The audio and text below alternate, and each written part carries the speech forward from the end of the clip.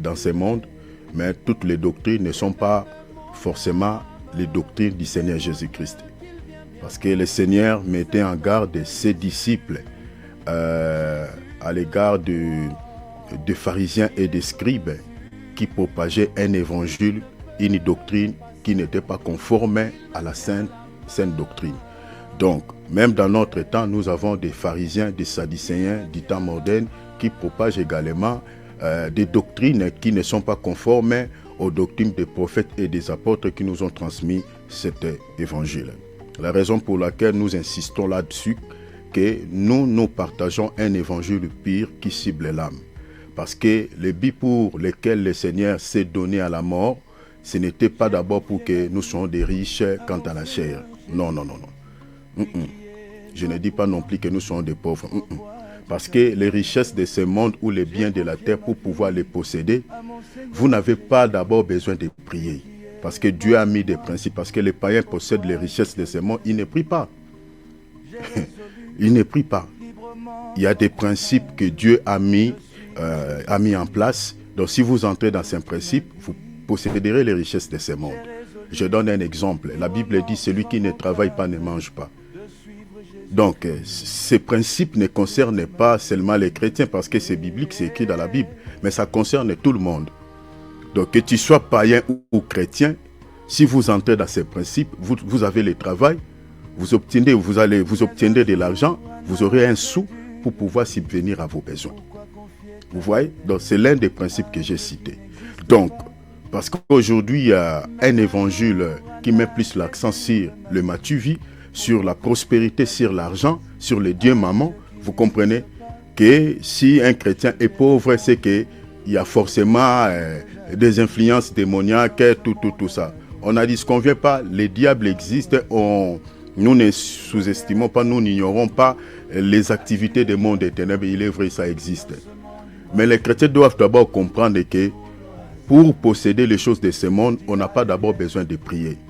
Parce que les païens ne prient pas pour l'avoir. Ça, c'est de un. De deux, Jésus était mort à la croix pour que nous ayons la vie éternelle.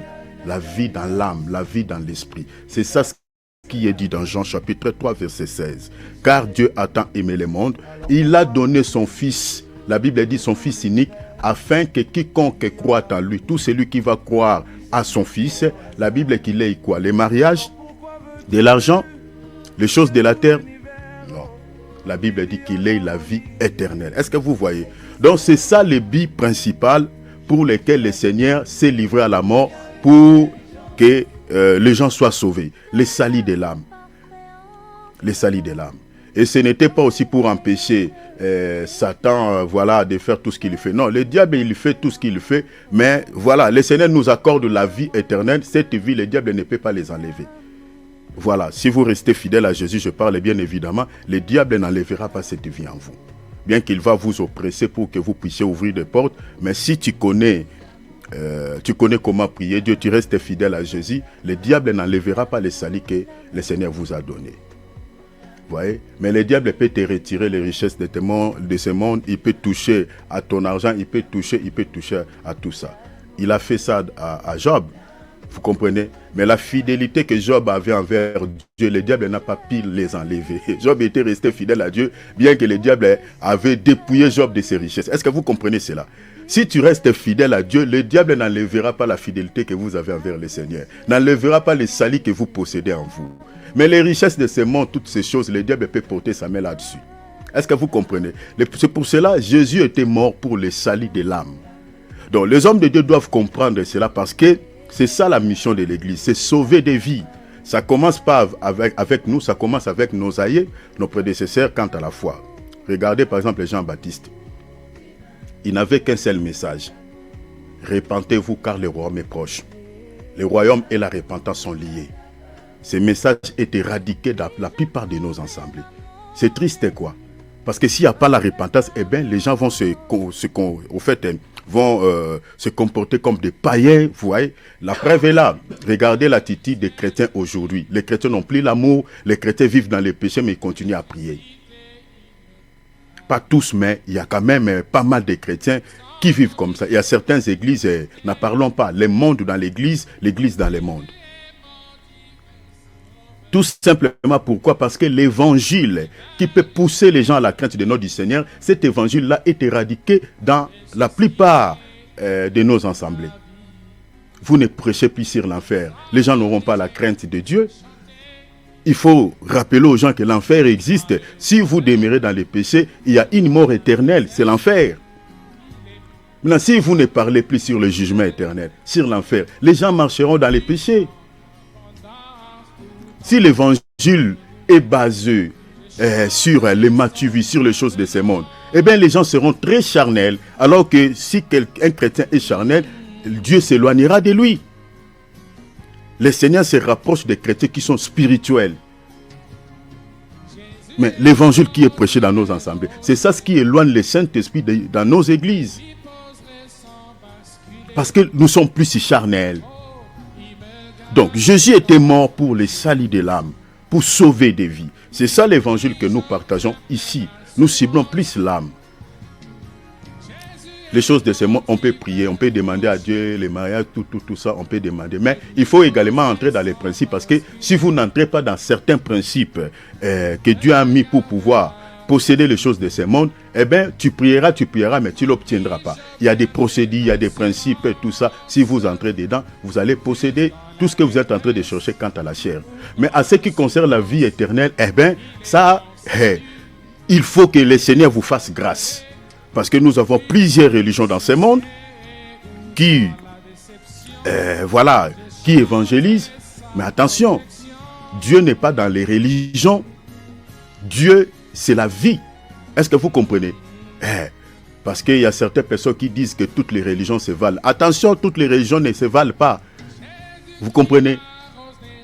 Dieu n'est pas dans des religions. Ah, nous sommes dans la religion islamique, nous sommes des tels, nous sommes des tels. Dieu n'est pas dans toutes ces bêtises-là.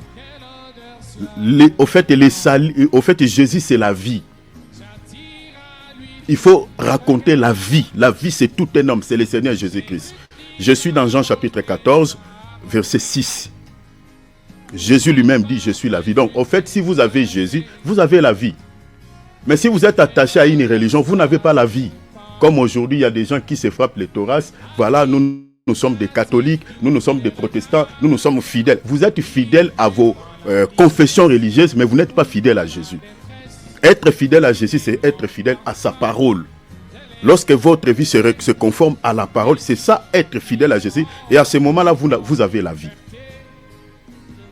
Si vous ne gardez pas la parole, vous êtes loin de Dieu, eh bien, vous êtes loin d'Isali.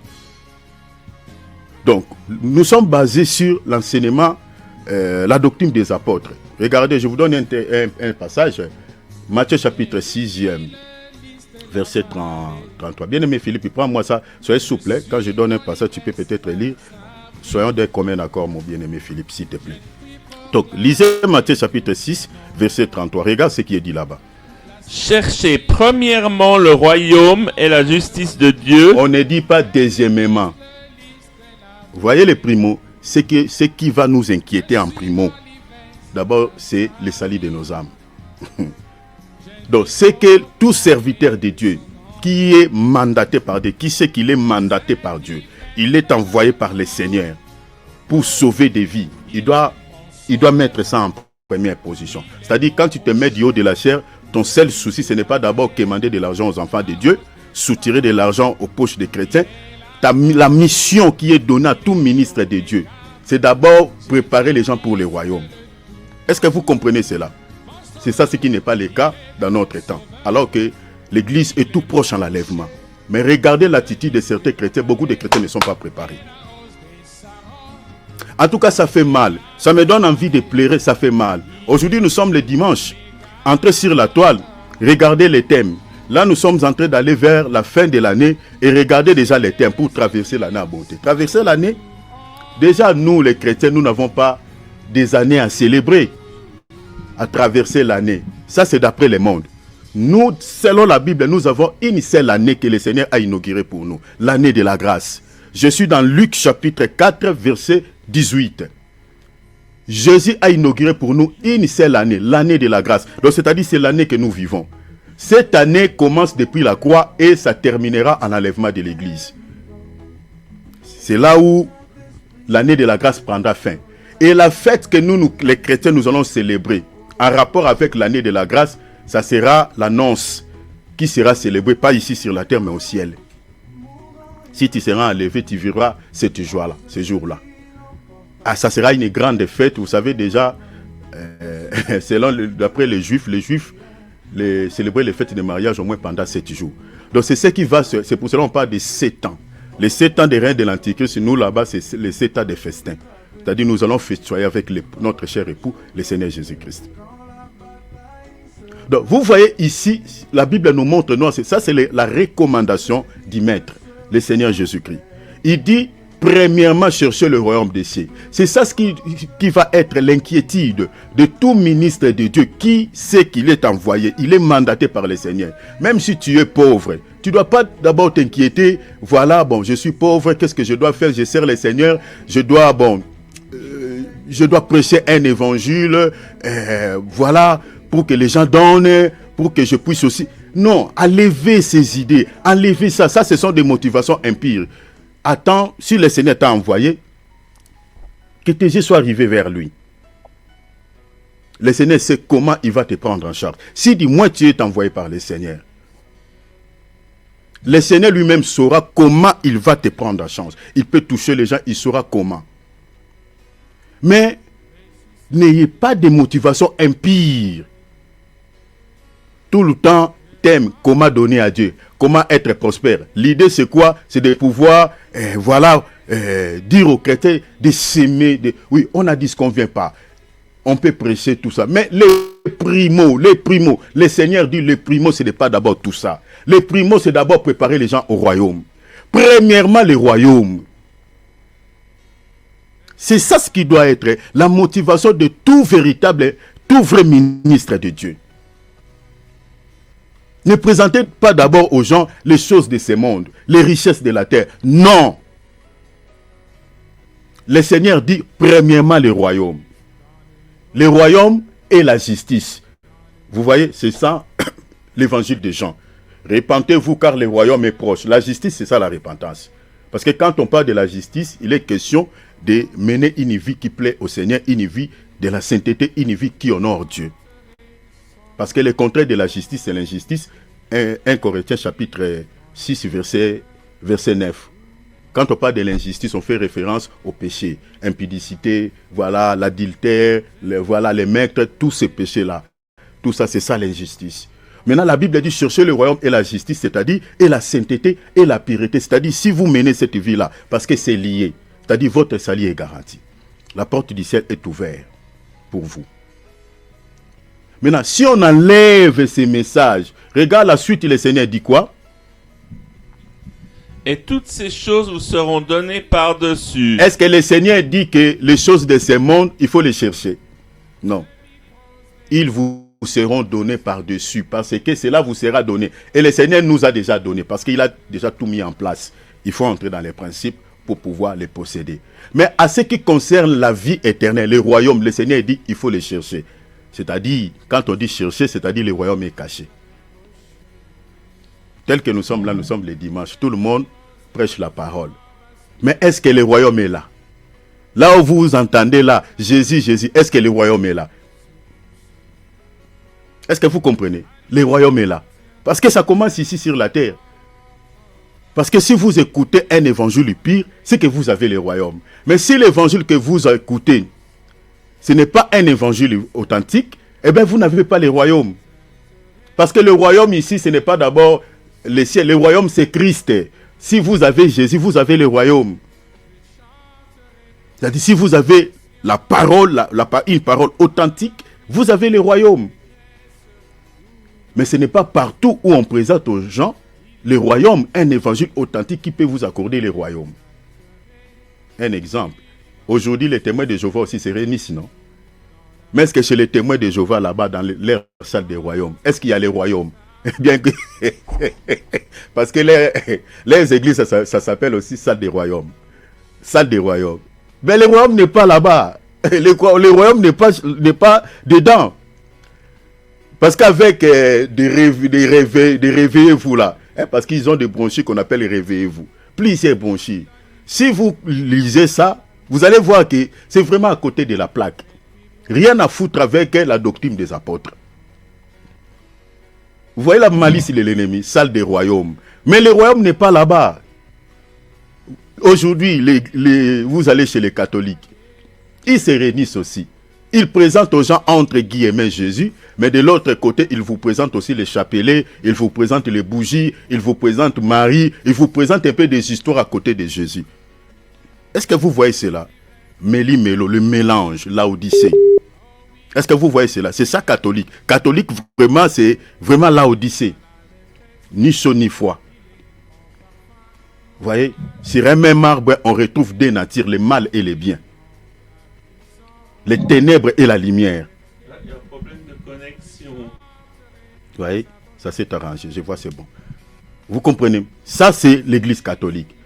Donc, ils se réunissent, Jésus. Mais le royaume n'est pas dedans. Le royaume n'est pas là-bas. C'est pour cela que la Bible dit, cherchez premièrement les royaumes. Bien aimé, les royaumes, on les cherche. Et ici, nous partageons un évangile qui peut vous accorder le royaume. Qui peut me donner un amen avant de commencer? Amen, amen. Est-ce que vous y êtes? WhatsApp, vous m'entendez? Vous me saisissez bien? Voilà. Mais je crois Michael me dit c'est bon.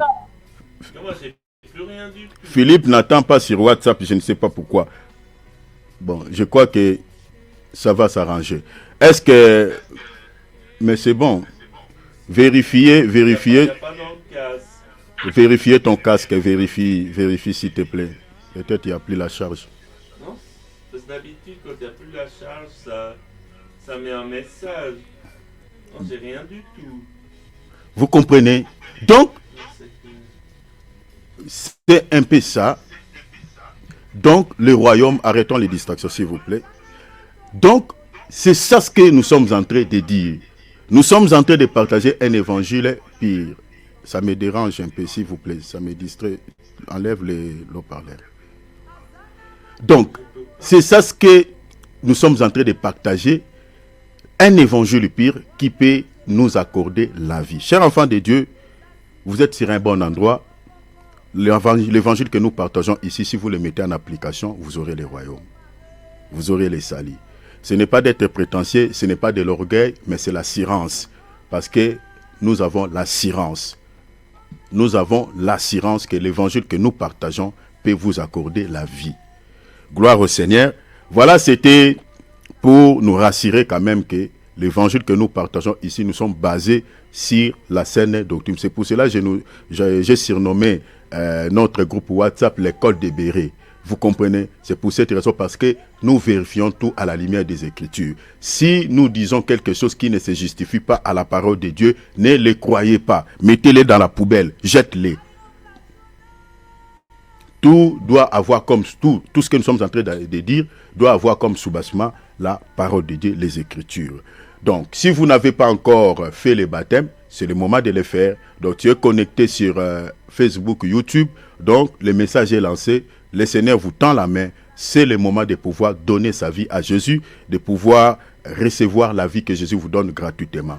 Enlève l'orgueil, enlève cet esprit-là que tu as, ces raisonnements charnels. Ça vous conduira nulle part si ce n'est en enfer.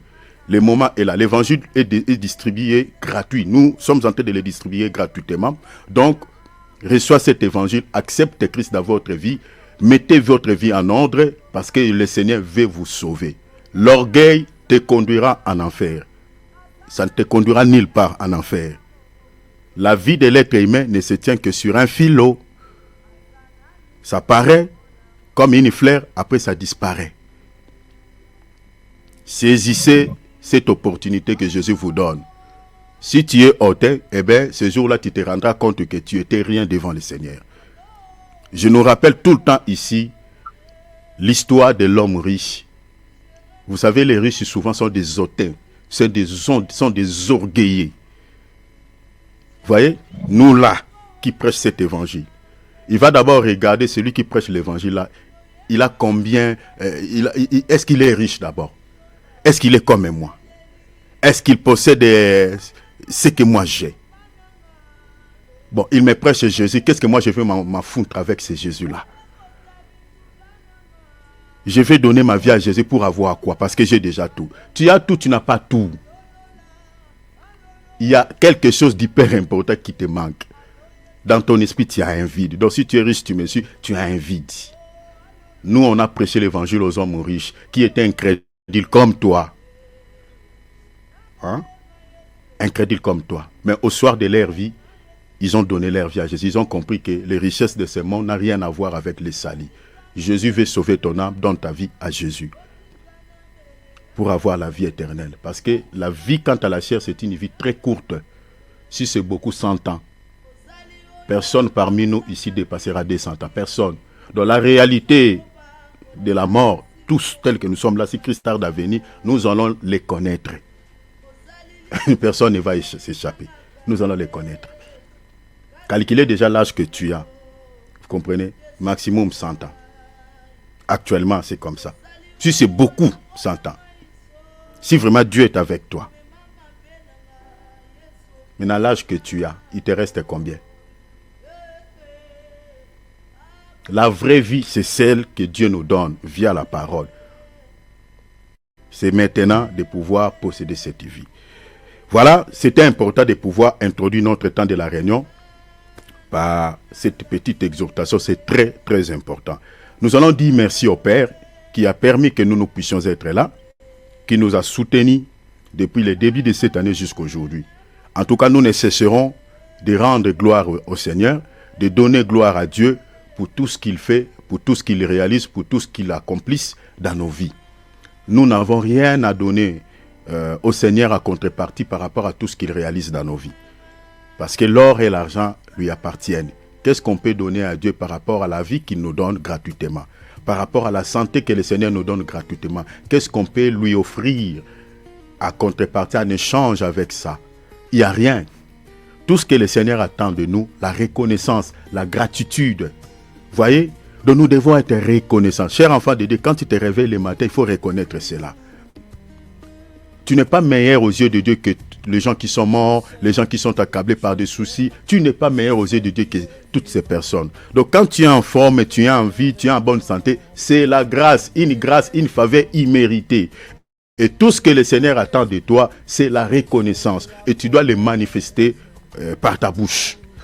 Donc nous allons les manifester, dire merci au Seigneur pour la santé, pour la vie, pour la paix du cœur, pour toutes les bonnes choses que le Seigneur réalise dans nos vies. Je nous en prie de pouvoir dire merci au Seigneur. Prions au nom de Jésus-Christ. Ça m'a télé là d'ici, mais je crois que le Seigneur parle à quelqu'un.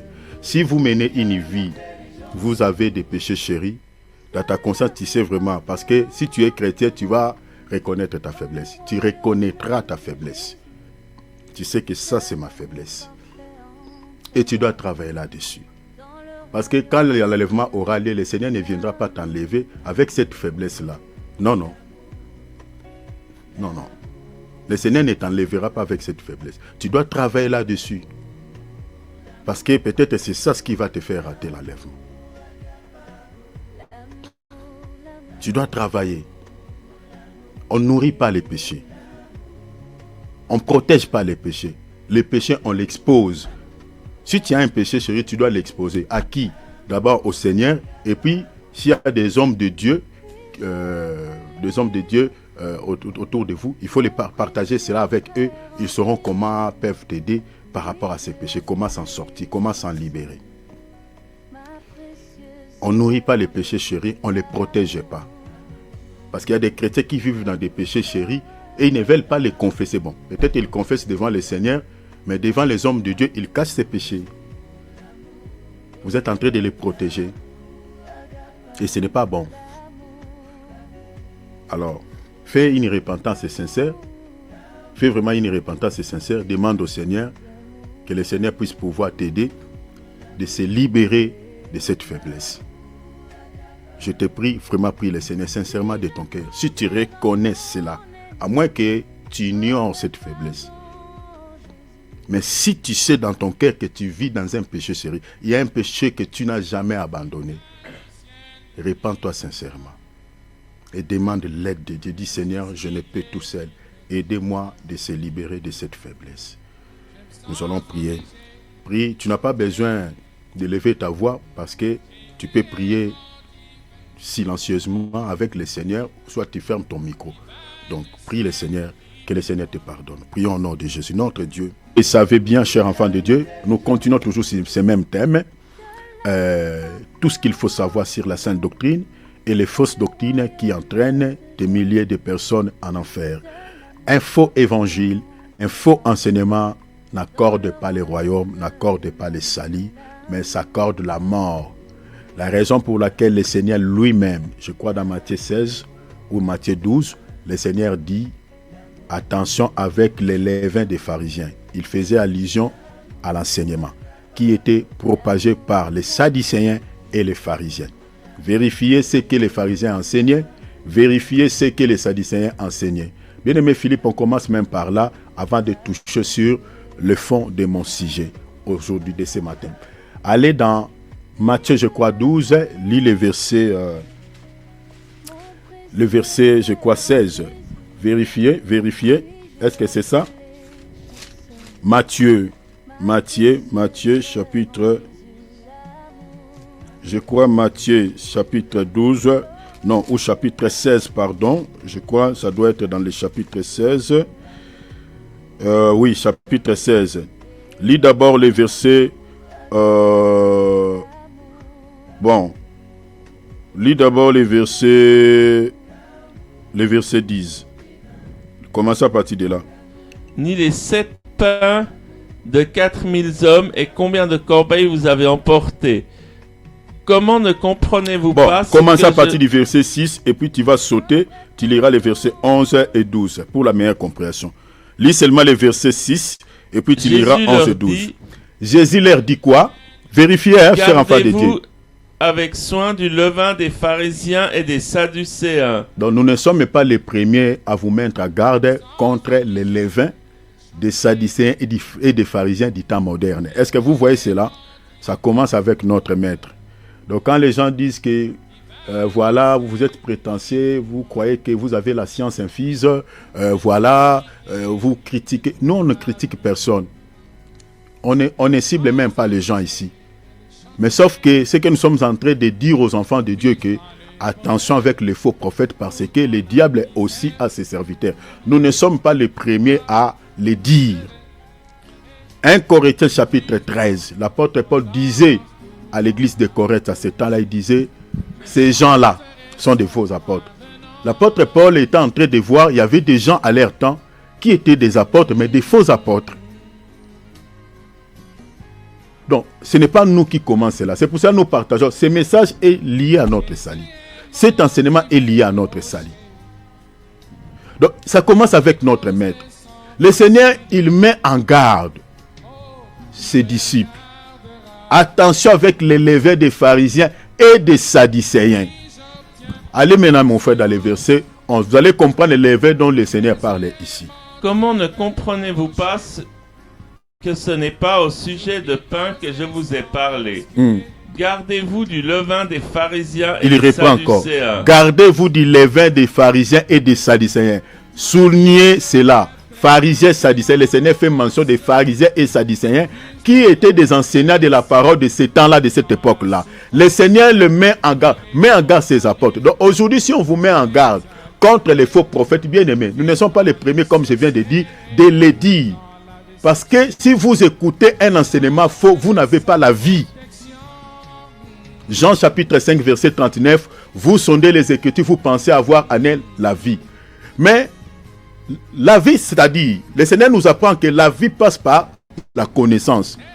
Mais cette parole que vous êtes en train d'écouter doit être un évangile ou une parole authentique. Authentique. Qui peut vous accorder la vie? Il dit, continuez mon frère. Alors ils comprirent que ce n'était pas du levain du pain qu'ils avaient dit de se garder, mais de l'enseignement des pharisiens et des sadducéens. Donc vous comprenez que les levains dans la Bible parlent aussi d'un faux enseignement. Gardez ça. Hein? Les levains s'apparentent au péché. Les levains s'apparentent aussi à une fausse doctrine. N'oubliez jamais cela. Gardez ça. Ah.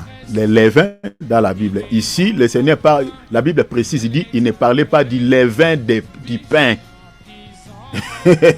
Les levains du pain existent.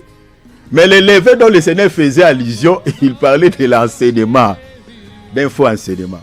Gardez ça comme ça. Alors, le Seigneur mettait en garde les disciples, les apôtres, de l'enseignement des fausses doctrines qui étaient propagées par ces courants, les pharisiens et les sadducéens.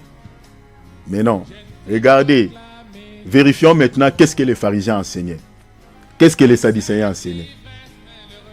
Commençons d'abord par les sadducéens. Les sadducéens, ils enseignaient dans leur synagogue que la résurrection n'existait pas. Vous voyez la raison pour laquelle le Seigneur met en garde. Hein? Donc, ils mettaient la foi des chrétiens ou des gens de ce temps-là, des croyants de ce temps-là, en jeu. Vous comprenez? Alors que la résurrection, au fait, la croyance de la résurrection ne commence pas aujourd'hui ou ne commençait pas à leur temps. Ça remonte, au fait, cela a commencé depuis le temps d'Abraham. La Bible nous dit que même Abraham croyait à la résurrection des morts. L'espérance de la résurrection commence depuis la nuit des temps. Maintenant, les sadducéens disaient dans leurs enseignements que la résurrection n'existait pas. Et ils ne se limitaient pas seulement là. Ils disaient encore aux gens que les anges n'existaient pas.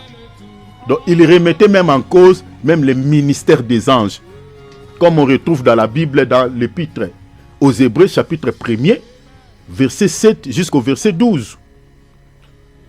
Le ministère des anges existe.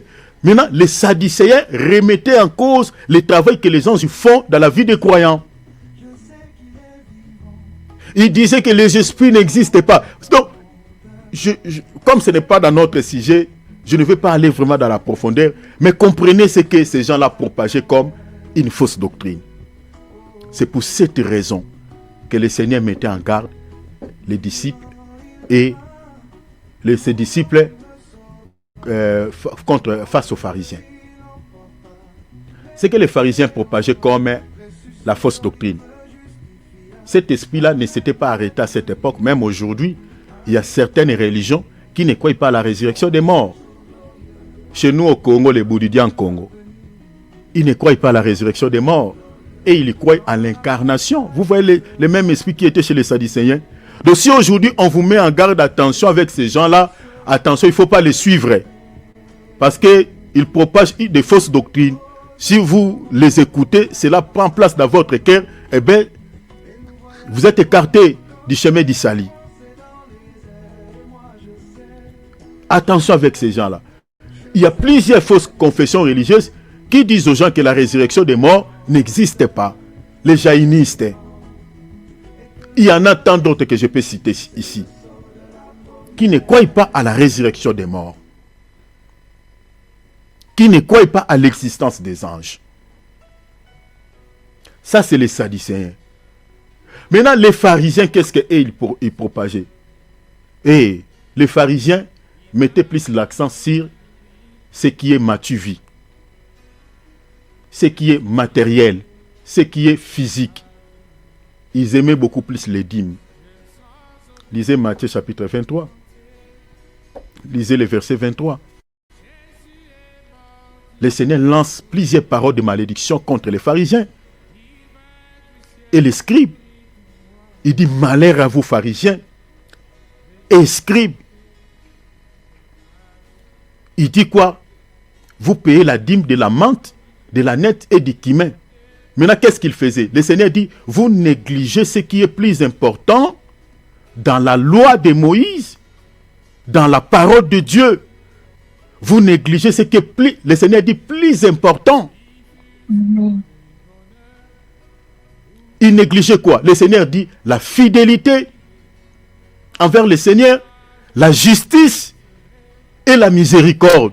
Bien aimé, ces trois sujets ici, ces trois sujets-là, c'est ça ce qui est perdu aujourd'hui, qu'on ne retrouve plus même dans nos assemblées. La fidélité envers le Seigneur, la justice, la miséricorde. Ces trois messages étaient éradiqués dans nos assemblées. Le royaume des cieux est lié à la justice. Matthieu chapitre 6, verset 33. Cherchez le royaume et la justice. Est-ce que vous voyez? Cela est enlevé dans nos églises.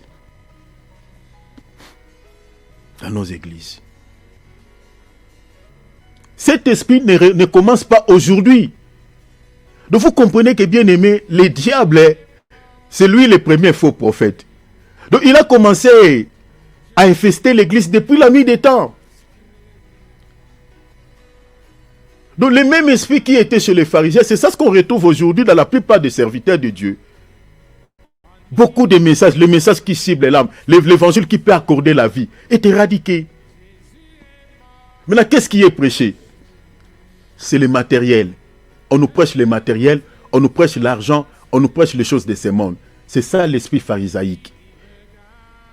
Les pharisiens mettaient plus l'accent sur tout ce qui est matériel. Les dîmes, c'était tout ce qui est matériel. L'argent, les choses de ce monde. C'est le même esprit qui est aujourd'hui, qui anime aujourd'hui certains serviteurs de Dieu dans nos églises. Un évangile terrestre, un évangile à caractère social, un évangile à caractère de la terre. On nous présente tout le temps les dieux mammon, les dieux d'argent, les dieux des richesses. C'est ça l'esprit qui était chez les pharisiens. Ils négligeaient ce qui est plus important dans la loi. Maintenant, Jésus dit quoi? Il met en garde ses disciples. Il dit attention avec l'enseignement des pharisiens. Attention avec l'enseignement des sadducéens. Est-ce que vous comprenez, chers enfants de Dieu? Donc si on vous met en garde aujourd'hui, avec tous ces serviteurs qui propagent un évangile qui ne cible pas vos âmes, qui ne cible pas vos esprits, qui met plus l'accent sur les choses de ce monde, bien aimé, c'est pour votre intérêt. Nous ne sommes pas les premiers à le faire. Le Seigneur lui-même, le Maître, l'a fait à son époque. Il mettait en garde tous ses disciples. Comprenez que quand je parle des disciples de Christ ici, je ne parle pas de 12. Le Seigneur avait plusieurs disciples au-delà de 12 apôtres. La Bible nous parle même de 70, mais c'était au-delà. Parce qu'on ne pouvait pas donner le nombre de tous ses disciples. Parce que si vous lisez Actes, celui qui a remplacé même Judas Iscariote, Matthias et les autres, faisait partie des disciples de Christ. Lisez Actes chapitre 1, vous allez voir les noms de certains disciples qui ne font pas partie des 12 apôtres. Donc le Seigneur avait au-delà de 12 apôtres. Maintenant, tous ces disciples-là, le Seigneur les mettait en garde contre les levains des pharisiens, c'est-à-dire l'enseignement, la fausse doctrine qui était propagée par les pharisiens et les sadducéens. Pourquoi? Parce qu'ils négligeaient ce qui était plus important dans la parole de Dieu. La fidélité envers Dieu, la justice et puis la compassion, la miséricorde. Bien-aimé, si un chrétien est fidèle à Dieu, il est comparable à une femme infidèle parce que nous sommes épouses à Christ. L'apôtre Paul, je suis jaloux de vous, d'une jalousie de Dieu, parce que je vais vous présenter à Christ comme une épouse vierge. C'est-à-dire, en d'autres termes, une épouse vierge, c'est-à-dire une épouse qui n'est pas infidèle. Est-ce que vous comprenez? Parce que pour qu'une femme garde sa virginité, elle doit être fidèle à son mari. Alors, une femme qui n'est plus fidèle à son mari, c'est une femme qui n'est plus vierge. La virginité ici, c'est la virginité du cœur. La pureté. Garder la pureté, garder la sainteté. C'est ça la virginité. Vous comprenez? Parce que le sang, le flux du femme, souffrez un peu avec le langage de la Bible. Le sang dans la Bible représente parce qu'il y a plusieurs explications, mais dans ce contexte ici, le sang qui coule chez une femme représente l'impureté. Dans le langage de la Bible. Vous comprenez l'impureté. Mais dans un autre contexte, le sang peut représenter aussi la vie. Ça dépend du contexte de la bande d'autoroute que tu veux prendre pour parler. Mais ça peut représenter aussi l'impureté. Mais dans ce contexte ici, ça représente l'impureté. Vous voyez? Bon, je ne suis pas là. Mais la virginité d'une femme représente la pureté. Une femme qui est vierge, une femme qui garde sa virginité, c'est une femme... Je parlais de l'église du Seigneur. C'est-à-dire même moi, en tant qu'homme, je suis une femme. Je dois garder ma virginité. Ma virginité, c'est-à-dire ma pureté. Ma pureté. Et c'est ça même la fidélité envers le Seigneur. Peu importe le temps, peu importe les situations, peu importe les circonstances, mais je garde ma virginité. Je continue à marcher dans la crainte des noms du Seigneur. C'est ça ce que le Seigneur rappelle à l'église de Smyrne. Il dit, peu importe les épreuves, restez fidèles jusqu'à la mort. Même à la mort, restez fidèles à moi. Cher enfant de Dieu, un chrétien qui abandonne la foi à cause de la souffrance, c'est un chrétien qui n'a pas compris pourquoi il suivait le Seigneur. Pourquoi il avait donné sa vie à Christ. C'est un chrétien qui n'a pas compris.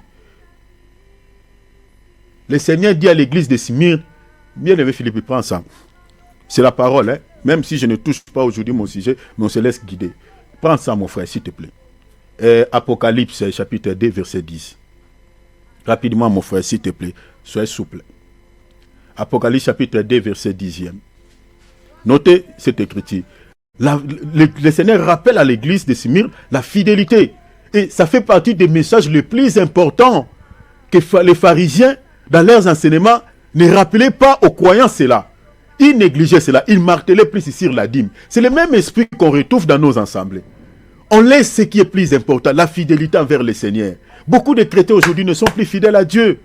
Moindre preuve, ils cèdent à l'ennemi. Ils sont prêts à tout.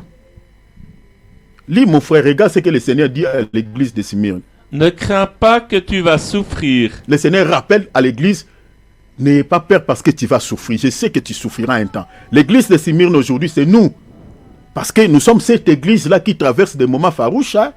Eh bien, ce n'est pas facile. Aujourd'hui, être un chrétien fidèle à Dieu, en tout cas, tu dois supporter beaucoup de choses. Il dit, ne crains pas de ce que tu vas souffrir. Et puis il dit quoi?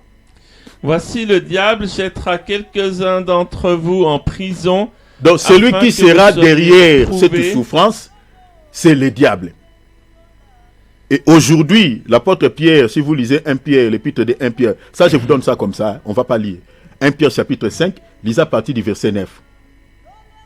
L'apôtre Pierre dit quoi? Résistez au diable et il fuira loin de vous. Il dit les mêmes souffrances que vous traversez, l'ennemi l'impose même à vos frères à travers le monde. Est-ce que vous comprenez? Donc celui qui derrière cette souffrance, l'apôtre Pierre répète ce que le Seigneur a dit. C'est le diable. Chers enfants de Dieu, la plupart des souffrances qui nous accablent, la majorité vient de l'ennemi. La plupart des situations compliquées, surtout nous les chrétiens, ça vient de lui. Des maladies, des blocages, des complications inutiles, ça vient de lui. C'est pour cela qu'un chrétien ne peut pas passer son 24 sans prier. Tu ne peux pas finir le 24 que Dieu t'a donné sans la prière. Parce que le diable travaille tous les jours. Je vous avais dit ici que les esprits ne se fatiguent pas. Ce sont des esprits. Ils travaillent comme plus que des machines. Plus que des machines. Ils ne connaissent pas la notion de fatigue. Ils ne connaissent pas ça. Ils ne savent pas cela. Le Seigneur l'a dit dans Matthieu chapitre 12, verset je crois 44. Il dit même si vous les chassez, ils partent. S'ils ne trouvent pas les lieux du repos, ils retournent. Mais vous l'avez chassé. Fais, je pars. En criant, vous pensez que comme il a crié comme ça, l'esprit crie, ils partent pour dire. Ils ne partent pas pour dire bon.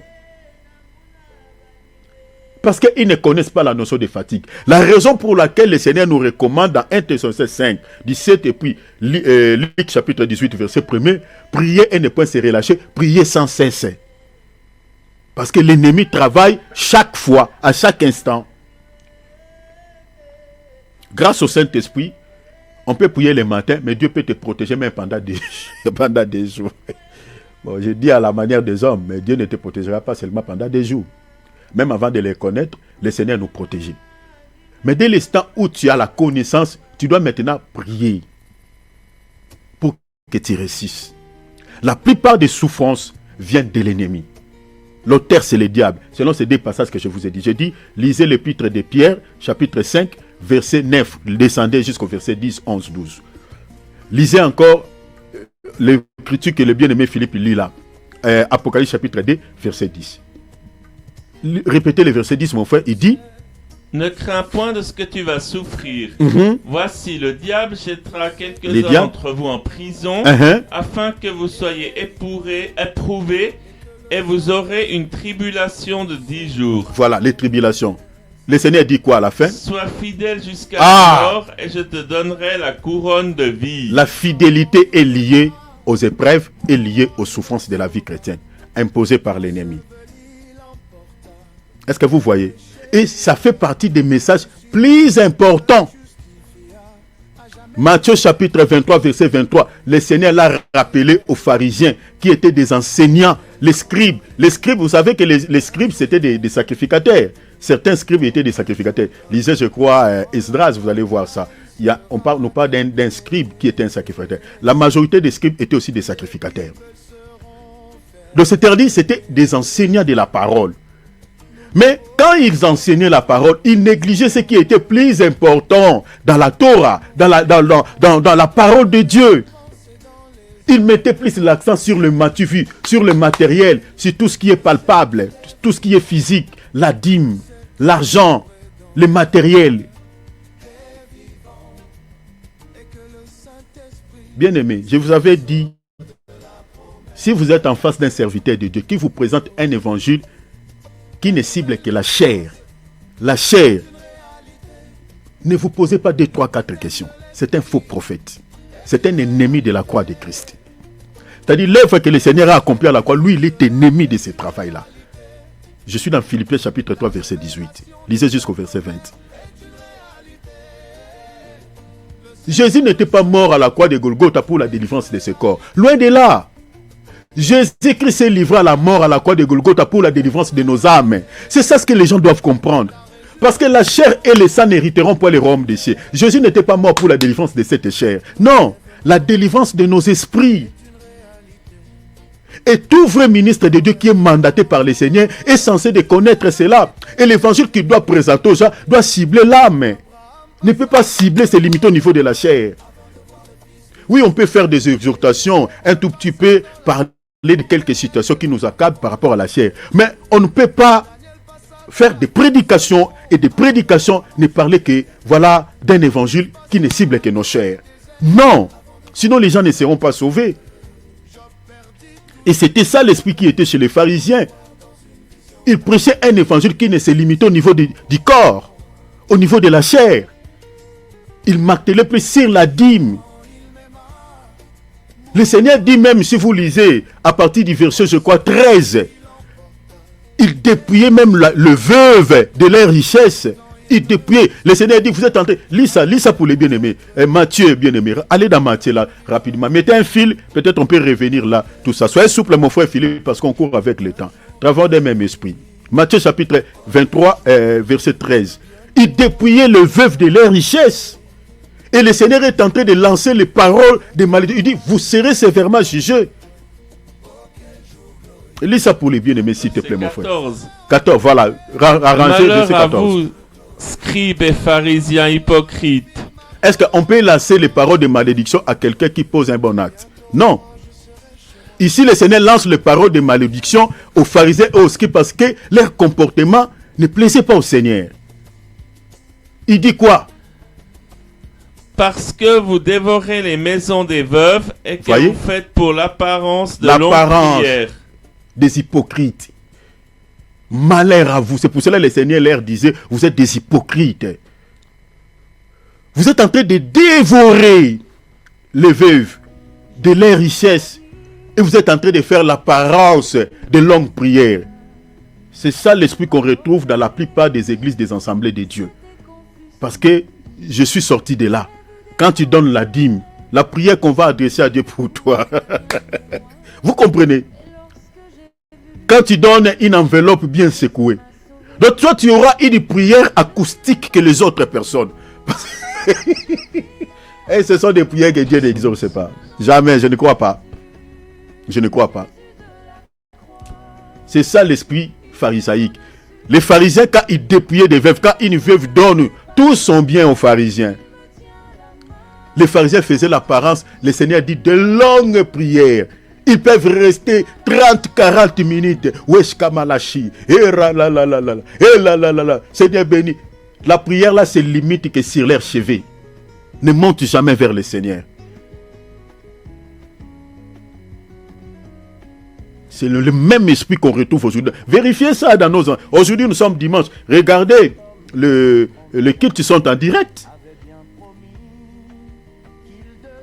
Mais dans le verset 23, allez dans le verset 23, mon frère. Qu'est-ce que le Seigneur leur dit? S'il te plaît. Malheur à vous, scribes et pharisiens hypocrites. Le Seigneur répond encore. Malheur à vous, scribes et pharisiens. Vous êtes des hypocrites. C'est l'esprit de plusieurs serviteurs de Dieu aujourd'hui sont des hypocrites. Et ce sont des gens qui sont maudits. Pourquoi? Le Seigneur explique. Parce que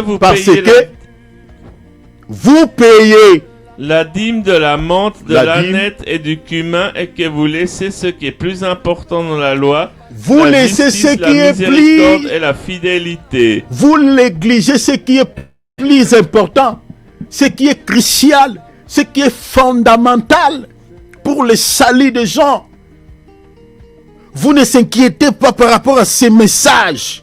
La fidélité, la justice qui est liée au royaume. Cherchez le royaume et la justice. La miséricorde, vous négligez ça. C'est un message capital, un message crucial, c'est un message fondamental. Mais vous martelez plus sur la dîme. La dîme. Aujourd'hui, comme je suis là, on me lance beaucoup de pierres sur la toile parce que je suis en train de toucher un point sensible. La dîme. L'argent, parce que tu es en train de retirer la viande, les beefsteaks dans leur bouche. Vous serez sévèrement jugés. Vous négligez le message important dans la parole de Dieu. Vous négligez ce qui est plus important dans la parole de Dieu. Mais vous martelez plus sur la dîme. Vous êtes en train de lancer des paroles de malédiction. C'est ça l'esprit pharisaïque. Vous menacez des chrétiens avec des paroles de malédiction. Ah, si vous ne payez pas la dîme, vous serez maudit. C'est toi qui seras maudit. Toi et ta famille. Laissez les enfants de Dieu en paix. Christ a payé, la Bible dit qu'il a payé un grand prix pour sauver ses peuples. Pourquoi vous êtes en train de faire retourner les enfants de Dieu encore dans la loi, dans les ordonnances? Jésus nous a libérés de toutes ces ordonnances. Le Seigneur nous a affranchis de la loi de Moïse. La Bible dit l'acte dont les ordonnances nous condamnaient. Le Seigneur l'a déchiré, l'a détruit. La dîme faisait partie des ordonnances de Dieu. Et vous ramenez les enfants de Dieu là. Et quand on touche ce point, vous êtes prêts à nous tuer. Nous n'avons pas la force contre la vérité. Nous n'avons que pour la vérité. C'est ça l'esprit qui était chez les pharisiens. Ils aimaient la dîme, la dîme, la dîme. Le Seigneur dit, la dîme, ce n'est pas ça ce qui est plus important. Ce qui est plus important, c'est la fidélité. C'est la justice. C'est la miséricorde. Aujourd'hui, la compassion a disparu dans la plupart de nos assemblées. Les chrétiens ne sont plus compatissants. Si tu es dans la détresse, eh bien, tu es abandonné. Tu es abandonné. On ne s'inquiète pas pour la vie des autres. L'amour, vous savez, la compassion est liée à l'amour. C'est ça ce qui approuve suffisamment que Jésus ne vit pas dans les cœurs de certains chrétiens. Parce que Dieu est amour. L'amour, ce n'est pas quelque chose. L'amour, c'est Dieu. La Bible ne dit pas Dieu a l'amour, non. Est amour. Donc, c'est-à-dire, quand on parle de l'amour, c'est toute une entité. C'est Dieu. Maintenant, quelqu'un qui a Dieu, qui a Jésus, doit également avoir l'amour. Et l'amour est attaché à la compassion. Ce sont les messages qui doivent être prêchés. Les chrétiens ne s'aiment pas. Il n'y a plus l'unité parmi les chrétiens. Il n'y en a plus. Cela est approuvé. Je peux le démontrer ici de A jusqu'à Z. Je peux le démontrer. Je suis membre de l'église, je sais de quoi je parle. C'est le message qui doit être prêché dans nos assemblées. C'est ça ce qui est capital. C'est ça ce qui est plus, le Seigneur dit, plus important. Arrêtez avec cette histoire de dîmes, pharisiens, sadducéens, scribes. Arrêtez. Prêchez ce qui est plus important dans la loi. La fidélité. La vie chrétienne, c'est une vie des épreuves. Si vous ne prêchez pas aux chrétiens la fidélité, de rester fidèles à Dieu, eh bien c'est compliqué. Beaucoup de chrétiens ne sont pas préparés au moment des épreuves. C'est la raison pour laquelle beaucoup de chrétiens abandonnent la foi. On m'a appris ici qu'il y a un frère, bon, bien que sa foi aussi c'était un peu comme ci, comme ça, mais qui a abandonné la foi, qui est allé engrosser. Bon, ce n'est pas seulement ses frères, mais il y en a plusieurs. Il a engrossé une sœur aussi de l'église. Je connais des cas comme ça, actuellement, mais je peux vous citer tant d'autres aussi. Il y a des chrétiens qui ne sont pas fidèles à Christ. Ils vivent dans les péchés. Au moment des épreuves, ils ne supportent pas. Jésus dit à l'église de Smyrne, restez fidèles jusqu'à la mort, même dans les épreuves. La situation sur laquelle que tu traverses, cela ne te pousse pas à régner la foi. Non, sois fidèle, tu es l'épouse du Seigneur. Garde ta virginité, garde ta pureté, garde la crainte du nom du Seigneur. Garde la sanctification. C'est ça la virginité. Parce que l'apôtre Paul dit, je vais vous présenter à Christ comme des vierges pures. Sois une vierge pure. Restez dans la crainte du nom du Seigneur, peu importe les circonstances ou le temps que tu traverses. Restez fidèle. Restez fidèle. Ne vis pas comme un païen. Parce que ton salut est plus que ce que tu es en train de chercher dans la vie. Qu'est-ce qui est plus important que ton salut? Qu'est-ce qui est plus important que ton mariage? Le mariage qui aura lieu entre nous et le Seigneur Jésus-Christ. Qu'est-ce qui est plus important que ce jour? Il n'y en a pas. Il n'y en a pas. Il n'y a pas à comparer avec l'enlèvement. Il n'y a pas à comparer avec les salis. Il n'y a pas. L'argent, non. Le matériel, non. Et tu veux céder, abandonner la foi, parce qu'il y a quelque chose qui te manque, parce que tu manques de l'argent, parce que tu manques je ne sais pas quoi. Le Seigneur dit, restez fidèle jusqu'à la mort. Si cette situation va te tuer, reste fidèle. C'est ça le message qui est plus important, qui doit être prêché par tous les ministres de Dieu. Mais regardez aujourd'hui comme nous sommes le dimanche. Surtout là comme nous sommes en train d'aller vers la fin, pour traverser l'année en bonté. Vous allez voir les thèmes. Et les thèmes là, si vous vérifiez, entendez le 31 décembre ici. Vous allez voir, il faut donner une enveloppe. Donner une enveloppe bien secouée pour commencer l'année avec de grandes bénédictions. N'importe quoi. Nous, c'est le Seigneur qui nous fermera la bouche. Nous n'allons pas fermer nos bouches, nous continuerons à dénoncer et à parler. Au nom de Jésus-Christ. Amen. Les chrétiens n'ont plus la paix. Vous négligez ce qui est plus important dans la parole. Vous négligez ce qui est plus important. Les chrétiens ne sont plus fidèles à Jésus. Vous négligez ce message. Prêchez la fidélité, prêchez la justice.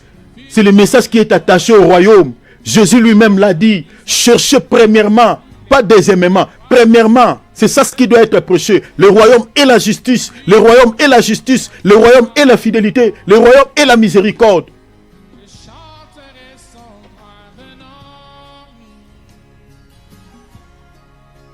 Faisons attention.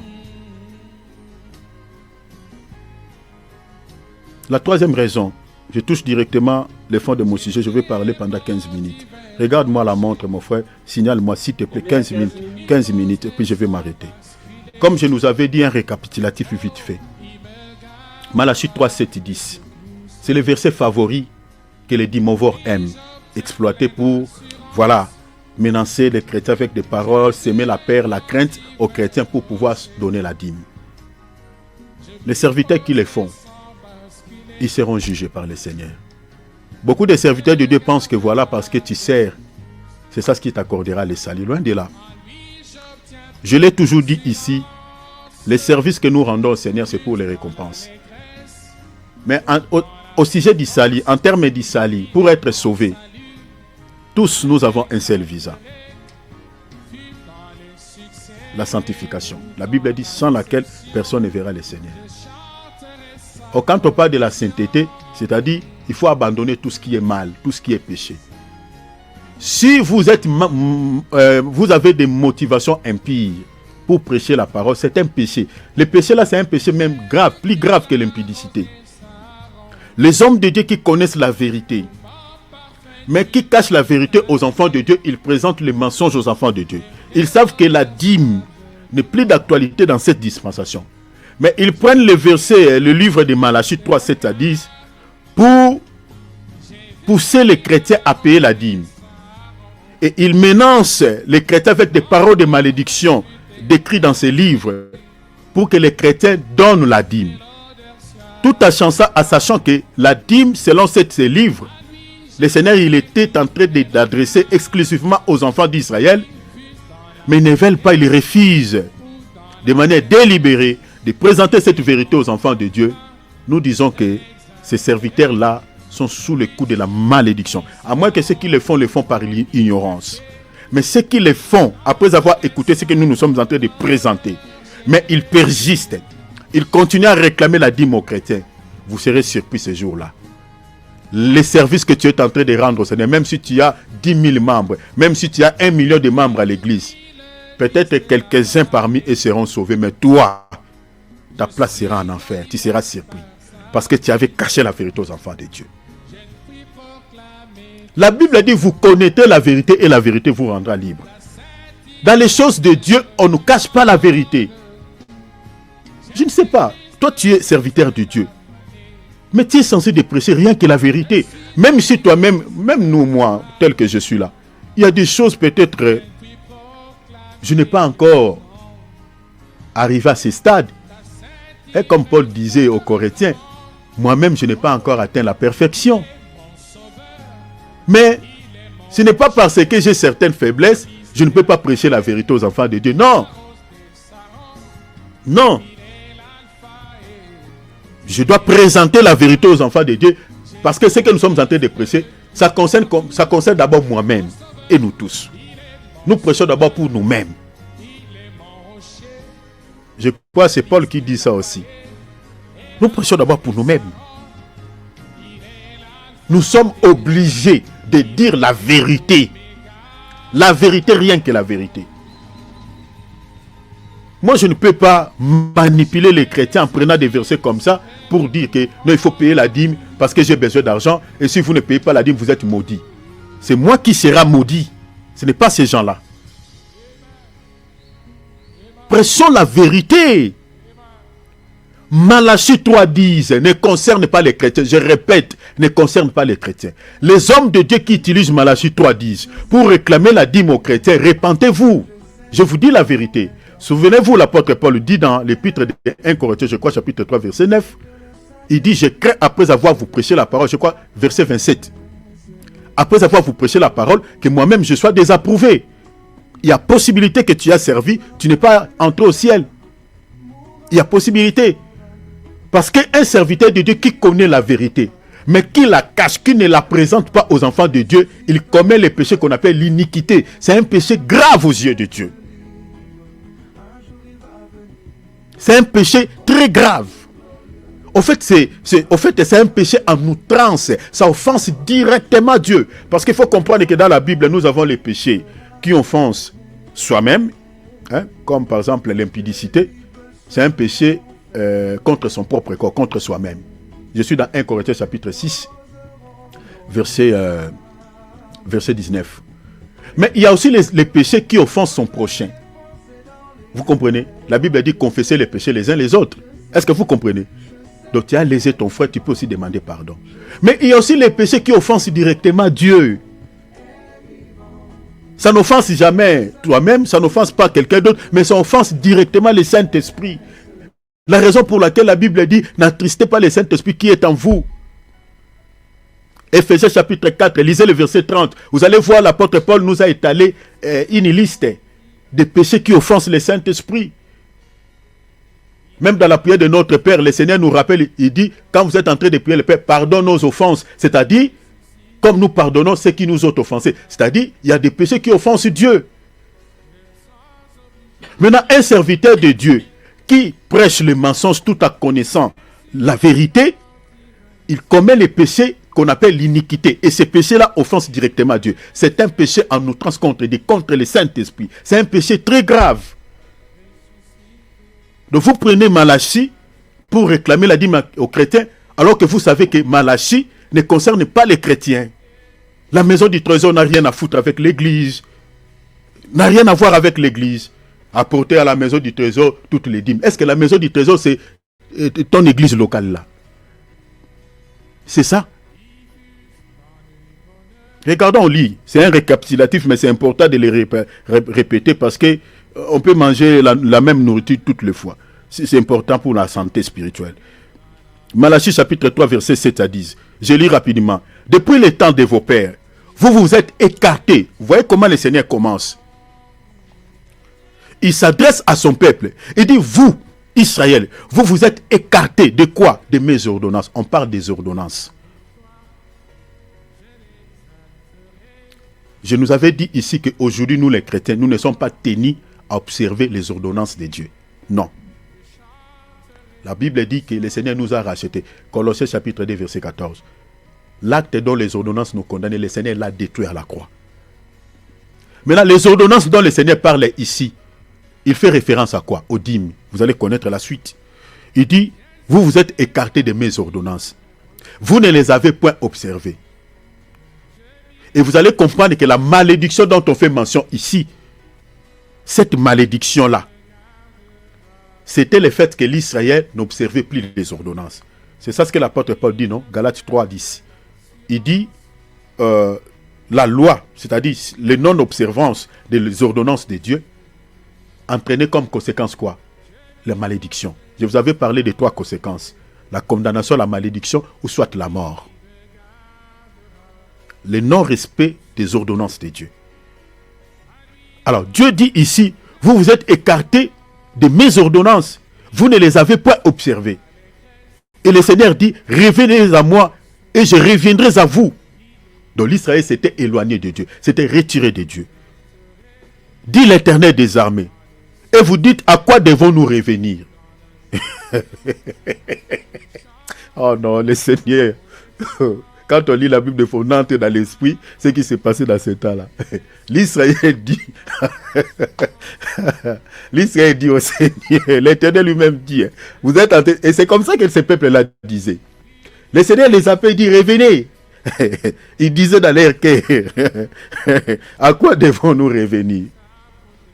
Le Seigneur dit l'Éternel des armées, et vous dites, à quoi devons-nous revenir? Le Seigneur les rappelle dans le verset 8. Un homme trompe-t-il Dieu? Car vous me trompez, et vous dites, à quoi t'avons-nous trompé? C'est ça ce que l'Israël disait encore. Le Seigneur dit dans les dîmes. Vous voyez? Or, le Seigneur dit quoi? Vous vous êtes écartés de mes ordonnances. Donc les ordonnances dont Dieu le Seigneur parlait ici, il parlait des dîmes. Donc, la dîme faisait partie des ordonnances de Dieu. Maintenant, Colossiens, chapitre 2, 14. La Bible dit, Christ a effacé l'acte dont les ordonnances nous condamnaient. Donc, c'est-à-dire, dans cette dispensation de la grâce, les chrétiens ne sont plus tenus à observer les ordonnances parce qu'à la croix de Golgotha, Jésus avait mis fin à ces ordonnances. Quand je parle des ordonnances, c'est-à-dire la dîme. Donc, les serviteurs de Dieu qui prennent Malachie 3.10 pour réclamer la dîme aux chrétiens, tu dois te repentir. Tu dois te repentir sincèrement. Parce que ça faisait partie des ordonnances. Et le travail que Jésus a accompli à la croix de Golgotha, c'était de pouvoir nous libérer de cette condamnation, de ces ordonnances. Ephésiens chapitre 2, 15. Ayant anéanti par sa chair la loi des ordonnances dans ses prescriptions. Vous voulez qu'on vous dise encore comment? Qu'on vous dise comment? Malachie 3.10 ne concerne pas les chrétiens. Mais on peut expliquer, interpréter Malachie 3.10 dans la révélation parce que c'est l'ombre. Entendez, quand on vous parlera Jésus-Christ en tant qu'une dîme dans la révélation, vous allez comprendre Malachie 3.10. Et le Seigneur dit, dans les dîmes et les offrandes, et vous vous êtes frappés par la malédiction. Est-ce que vous voyez? Donc les hommes de Dieu qui prennent cette écriture, ils disent, vous êtes frappés par la malédiction. C'est pour cela que vous voyez que vos enfants sont tout le temps malades, vos affaires ne marchent pas. Papa, arrête ça. Arrête ça. Arrête ça, tu n'es pas dans la vérité. La malédiction dont le Seigneur parle aux enfants d'Israël ici, c'était le fait que l'Israël était écarté de ses ordonnances, ne respectait plus les ordonnances. C'est ça ce que l'apôtre Paul nous rappelle même dans Galates chapitre 3 verset 10. Le non-respect de la loi, le non-respect des ordonnances de Dieu entraînait comme conséquence la malédiction.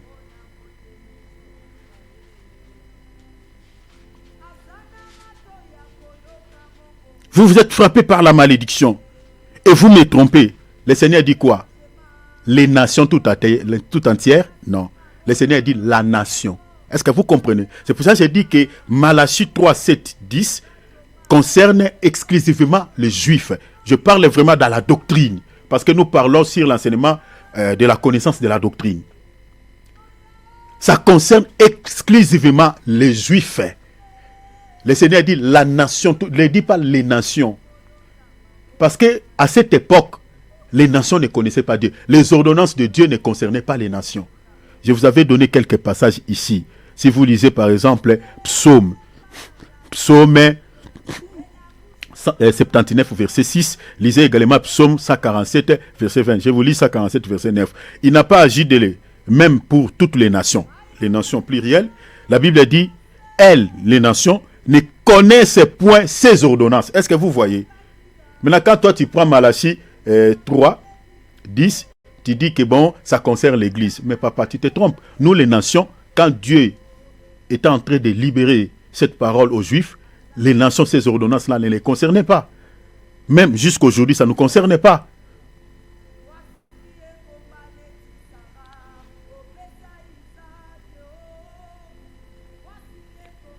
Verset, je continue le verset.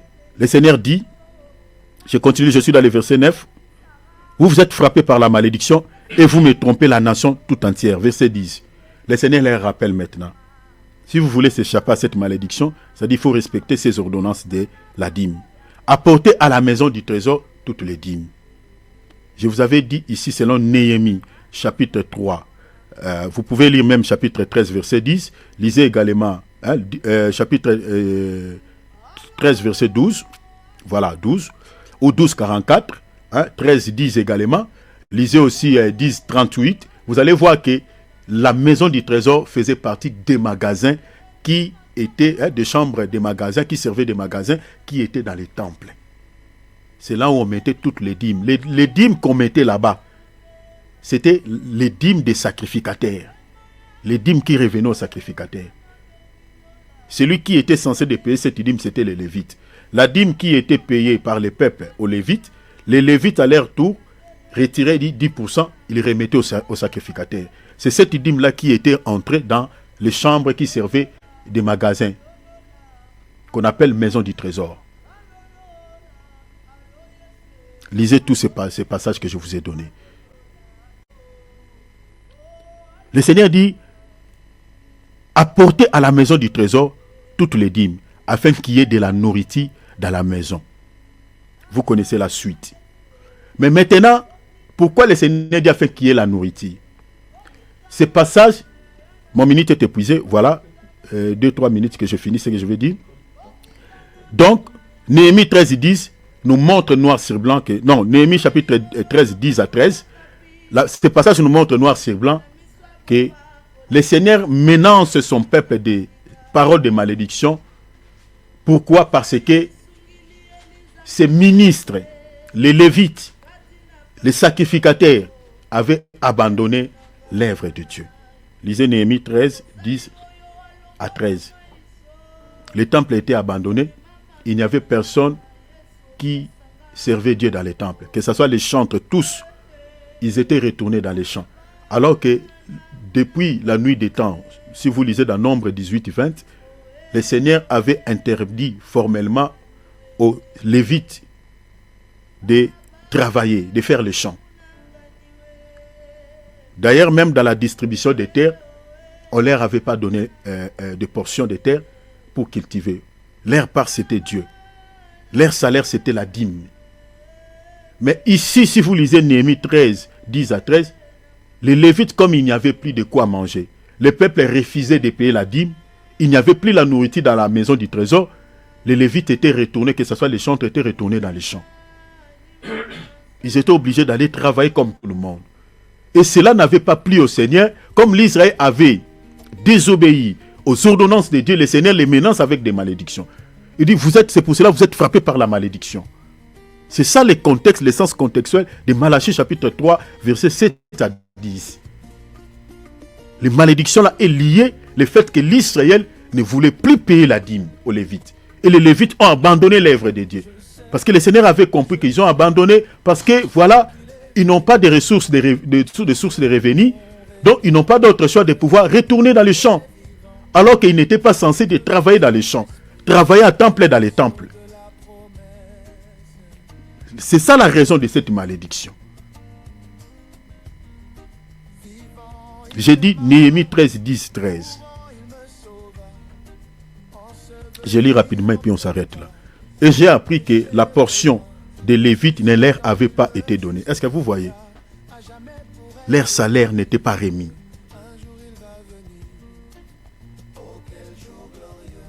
La Bible dit et que les Lévites et les chantres qui faisaient les services, la Bible dit quoi? Avaient fui chacun à son champ.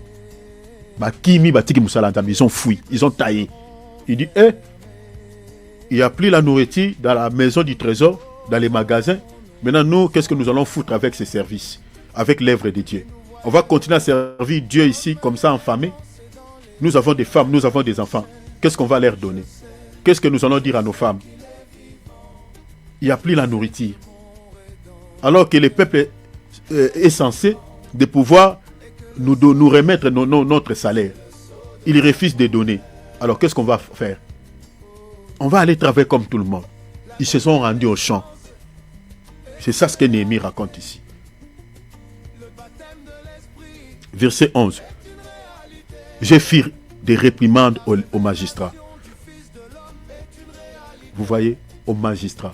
C'est pour ça que je vous avais dit. Un serviteur de Dieu aujourd'hui ne peut pas se substituer aux Lévites. Dans la révélation, oui, on peut expliquer d'autres choses. Mais comme ça, tu te substitues aux Lévites pour réclamer la dîme aux chrétiens, c'est une aberration. Tu es à côté de la plaque. Parce qu'il faut comprendre qu'est-ce que les Lévites faisaient comme travail. J'avais expliqué et je reprends que les Lévites n'enseignaient pas seulement la parole, mais il y avait des Lévites qui étaient aussi des magistrats. Comme dans les cours et tribunaux là aujourd'hui, qui tranchaient des problèmes au sein de la nation d'Israël. Il y a des Lévites qui étaient des juges. Si toi tu te substitues aux Lévites, tu es dans quelle catégorie?